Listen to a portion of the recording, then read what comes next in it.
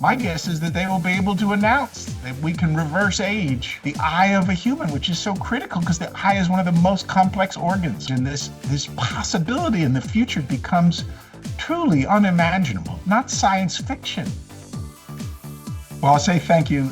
I'll say thank you too to the Mann brothers, Mick and Shane, because one, I love them as brothers, but two is, these events happen usually because of just one or two people. And these are the two people that allow not just this event to happen, but really over the last decade, an education in many ways of this technology that in many ways too has already arrived for us. And so I'm very grateful for what they have done, and I'm very grateful for the influence that they've had over business leaders, over the government, and over the many people and students too in South Africa.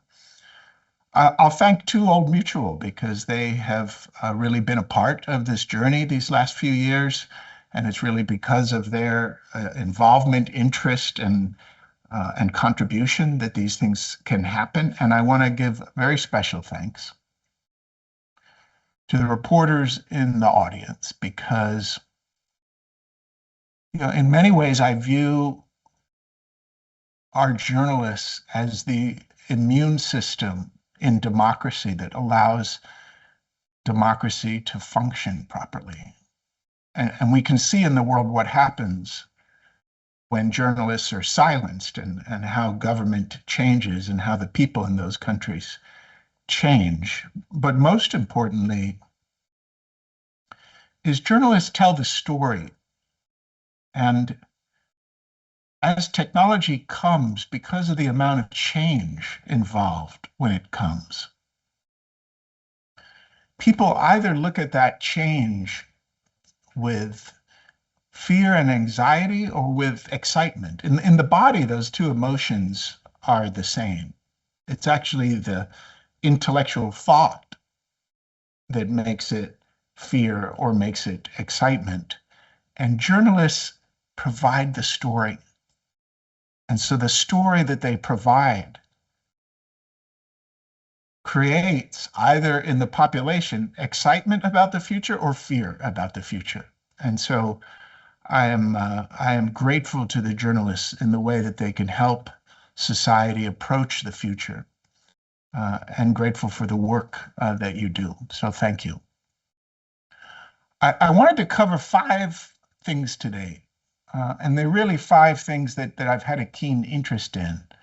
When I first came to South Africa, I think it was 10 years ago, to speak about tech, we did sort of a 2-hour session. It was about leapfrogging. It was about the idea that Africa leapfrogged landlines. They never had to build out the landline infrastructure because they just skipped forward to cell phones. And it was probably one of the best examples in the world of leapfrogging.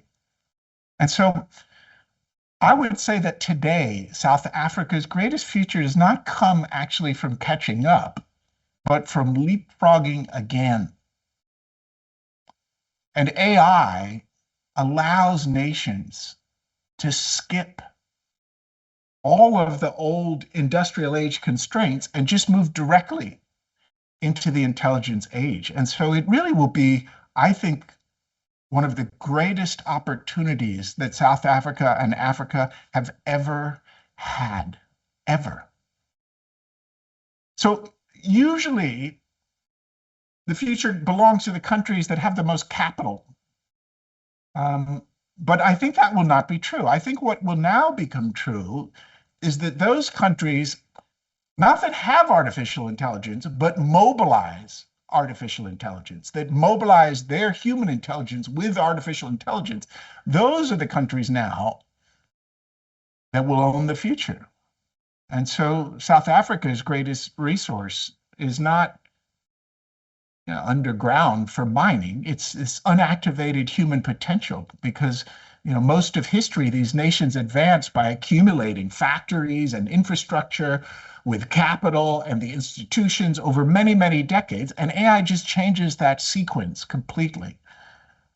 Now it means that this distribution of the intelligence happens before the wealth, before the infrastructure. And that is something that has never been true in the history of humankind. And so a nation that uses intelligence as a shortcut to development gets to actually take the lead in the future. And South Africa's opportunity is not then to repeat this industrial age faster and catch up. It is actually to just skip what is left of that industrial age and jump into this intelligence future. And so surprisingly, even to me, this opportunity to leapfrog in an extraordinary way has come again. I mentioned I want to talk about 5 areas, and this first one is really about education. And this point about AI is that really it gives every South African child access to a world-class teacher, right? Instantly, personally, patiently, in the style that that student wants to learn, matched to what they have learned and what they haven't learned. And it does all of that with almost no marginal cost, which means that really for the first time in history, a child that is born farthest from educational opportunity may actually receive the most personalized education ever created. Because the learning institutions are the legacy system in more advanced countries, and the disruption of these learning institutions will actually take time. There'll be resistance. And South Africa, without sort of this highly distributed advanced learning legacy, gets to skip it again.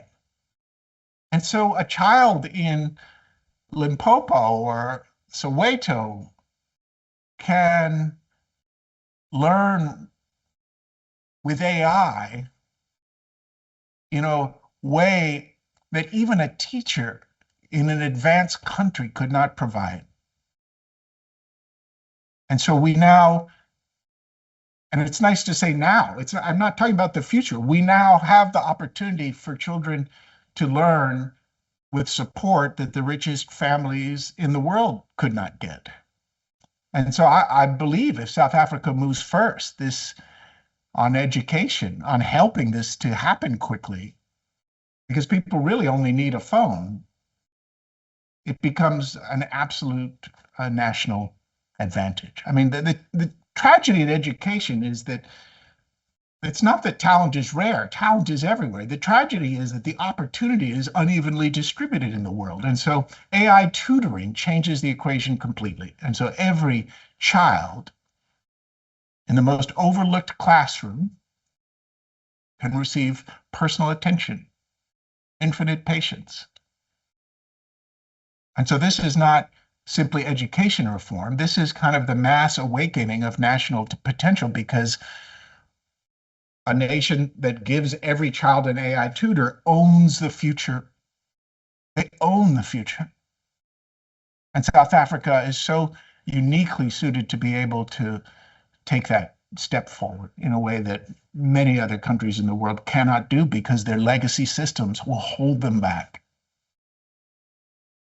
I talk a little about this future of healthcare. It is so extraordinary. And I believe even the physicians in this space do not realize or understand what is about to come. The parts they do understand is that AI will move medicine from this reactive treatment to prediction, to prevention, to personalization, to early diagnosis. They see that already, and they see that every phone has it, because they have patients come in that have educated themselves on AI, sometimes more than the physician has been educated on that particular issue that they have. And so this has happened even with me, where I've used AI to research whatever it is that I'm experiencing. And I walk in with sort of this updated education that even the physician hasn't had the chance to have, because physicians have to know so much and they can't keep up with all of it, because now today it's all advancing. And so doctors and nurses clearly get amplified by AI. But what is so extraordinary is what has happened in just the last few years with the discovery in protein folding. That literally the next 150 years of protein folding, has been solved because of AI. All of humanity, I think, had folded about 170,000 proteins, and a team led by Denis Hassabis, now a Nobel laureate, decided not to use AI to help them to fold proteins, but to use AI to fold the proteins. And it took them a few years to get it set up, but once they got it set up, within 6 months, it folded every protein in the human body and 2 or 3 other animals. And by the end of the year, they folded every protein known to man, 200 million proteins. Every protein has been folded. And that has already led to extraordinary medical discoveries, pharmaceutical discoveries. And what we don't realize is what is about to happen next, which is they're starting to, in fact, Dennis's team now is starting to look at not just how a protein is folded, but the molecular interactions of proteins. And proteins may not seem that important to you, but we have to recognize and realize that the entire body is just proteins. The DNA, the RNA that you have just creates proteins. And so your eyes, your brain, your head, everything is proteins, which means all of the diseases are related to the proteins and the DNA and the RNA. And Dennis has said that he believes that we will probably solve all diseases within the next 10 years. And I think that is true. And if it's not, it'll be the next 20. And so the revolution that we're about to see in healthcare is just unimaginable by the world. And I hope you've been following kind of the work of a couple dozen Harvard scientists led by David Sinclair, who learned almost 5 years ago that mammals could be reversed aged in their most complex organ, which is the eye. And then they did that same work on primates and proved it was true on primates. And I think it was a couple months ago now, they had the approval to do that with humans. And probably by the end of this year or next year, my guess is that they will be able to announce that we can reverse age the eye of a human, which is so critical because the eye is one of the most complex organs. Hearts are kind of made of all the same cells. Livers are made of all the same cells. Even the brain, the cerebellum, is made of all the same cells. These other organs are less complex. So if we can reverse age eyes, I think they're going to do livers next. We can reverse age, and this possibility in the future becomes truly unimaginable, not science fiction. And so healthcare will be different. And I think physicians probably do not like me even sharing this, but I think we have realized already that diagnoses are done better by AIs than by humans. And so we say, oh, well, the AI and the human, though, will always be better. But several studies now, and I welcome you to Google this, several studies have shown that even that's not true, that the AI does better than the AI with the human. How unexpected is that the human actually adds error into a better predictive outcome? And so this future is so unimagined. And it means for South Africa that every citizen in South Africa could have extraordinary health care. And already, because of their phone, they already have access to sort of an early diagnosis that tells them, hey, they really should go in and see a physician. And the physicians out, if you've heard this, last week, OpenAI gave all physicians in the United States, access to AI for them to do better healthcare. And so this is all happening this year. And I want you to understand the speed. And so when Dennis says we might cure all diseases within 10 years or make them manageable, I think he speaks without hyperbole.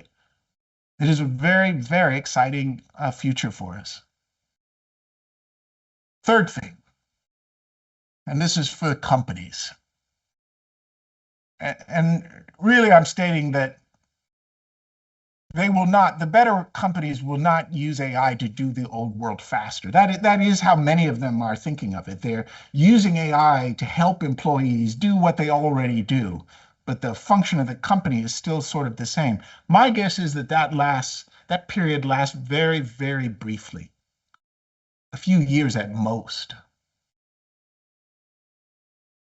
Everything most companies are doing to prepare for AI will not be enough. And just last week in Brazil, I gave a 2-hour talk that basically just shared that, just shared why all of the work that they're doing with AI will not even come close because they're using it to enhance the things they already do.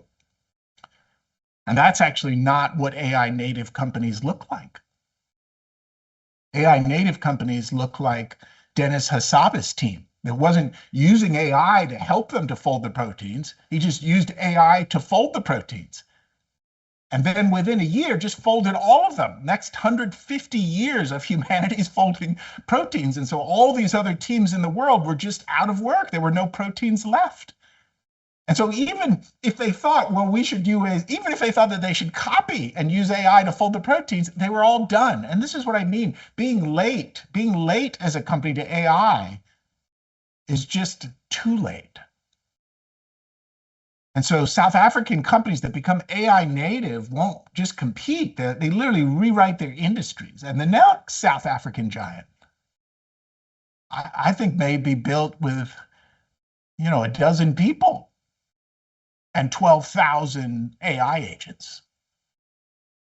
I mean, that is the future of all companies that perform with extraordinary potential, inhumanly capable potential.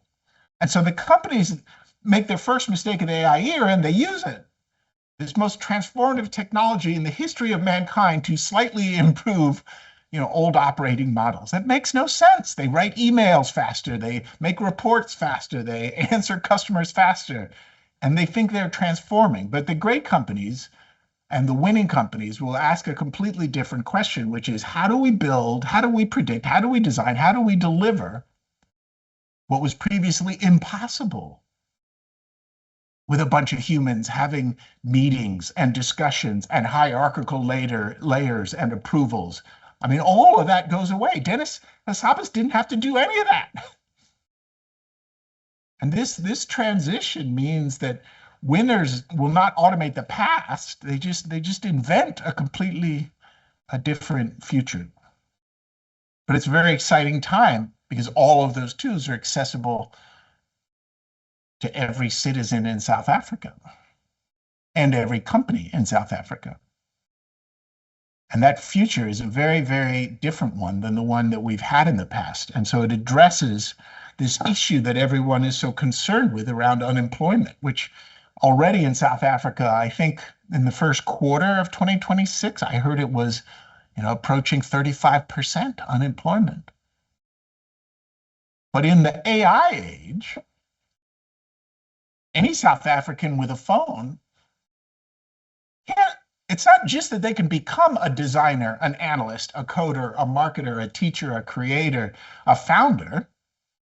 They can call on 10,000 of these at a moment. I mean, it's like angels in heaven. And you have this complex issue and you decide that you need 500 lawyers. And any citizen in South Africa now can just call on the expertise in a moment's notice anywhere. The expertise of 500 lawyers. That is the present. And so imagine the future 5 years, 10 years, 15 years from now. I mean, the township entrepreneur of tomorrow, will easily command more capability than a corporation had yesterday. Every township can become a startup zone where intelligence, tools, markets become completely accessible. I mean, the next South African unicorn, I think the next South African unicorn could probably come from someone who has never had a formal job. And so jobs are not necessary. I don't believe jobs are actually the answer. The question shouldn't be how do we create enough jobs? The question is, how does AI allow this more radical question of how do we give people the tools to create value even before someone gives them a job? A young person with a phone and AI agents and a little ambition. And they have the power to design and market and code and teach and trade and sell and build anything they want. They can build anything they want. And so that doesn't make work disappear, which is what everyone is thinking. Oh, my jobs are going to disappear. It just changes where work can begin. And so the future of work may not start with employment. It starts with empowerment. And that is a very, very exciting future for South Africa and every South African citizen, especially the ones that have never held a job and the ones that have never been educated. The fifth one I want to talk about is one that's always on my mind. And I did speak about it the last time I was there last year. And it's about crime. And the challenge with crime is not that people get harmed and hurt. The challenge with crime is the systemic problems that it creates around talent not staying in the country, around behavior that people have with where they go and where they feel safe, and then how they shop and how they produce commerce. It has these secondary and tertiary effects that make it a very underestimated problem. And what I think is exciting about crime in a future with AI is just the fact that crime can be predicted, and crime can be prevented, and crime can be prosecuted. And so safety improves when data and cameras and drones and sensors and courts and police all become coordinated in real time. And that has never been possible in the past, not because of information, but because there weren't AIs to help with the information. You can have a camera, and it's not about more surveillance. You can have a camera, watching what's going on in a mall, recording everything. But that doesn't help you if somebody pulls a gun out, because there won't be enough human beings watching all those cameras. We just never created a surveillance state like that, nor do we want one. What we want is an AI that says somebody just pulled a gun out in a mall, and now you can look at it. Or an AI that says something's happening at this location, and I've already sent a drone as a first response, and your police won't get there for 7 minutes, but the drone will get there in 30 seconds. It's this combination of the technology with the AI that starts creating a completely different future for South Africa. And South Africa has some real challenges with this, but as it gets good at it, because it's first to apply it to a really hard problem, it can become a global exporter of the safety systems for cities that face the same pressures everywhere in the world. And so to me, it's a very exciting future. A safer society is not one with less crime. It's one where ordinary people recover their freedom to live without fear. I'll close with a few more statements. South Africa does not need a smaller dream. It needs this larger future. It needs this future where they're not thinking, oh, we're going to do the same thing that everyone else is doing, and we'll add AI to enhance the things we're doing. South Africa has to realize this opportunity to leapfrog forward. Many of the more advanced countries in the world don't have the challenges that South Africa has in the way that they have them. And so if South Africa applies the AI first, they get more of the solutions first, and then they can then offer that to the rest of the world. So it's not that Silicon Valley doesn't need South Africa. In some weird way, Silicon Valley South Africa doesn't need the Silicon Valley. Silicon Valley needs South Africa. They need these places that have the challenges that AI can actually solve. And the five I just spoke about, are some of the greatest challenges South Africa have, and they just happen to map perfectly into the areas that AI can make the greatest difference the fastest. And so South Africa can become one of the first nations to leap directly into this AI native future, because most of the advanced nations have so much legacy that they're not able to do it. The legacy itself prevents, slows down, impedes the disruption. And South Africa is free of that legacy. And so its greatest challenges, education, healthcare, business, jobs, are exactly where AI can have the greatest impact. And so a nation that's poor in GDP, which South Africa is not relative to the other countries in South Africa, but relative to the advanced nations in the world it is, and rich, can be rich in future power if it activates the intelligence of people. And when I say people, I mean people and AI. We don't think of AI as people yet, but that time is coming fast. And so the most dangerous ideas in South Africa is that the future is going to resemble this past. Using the past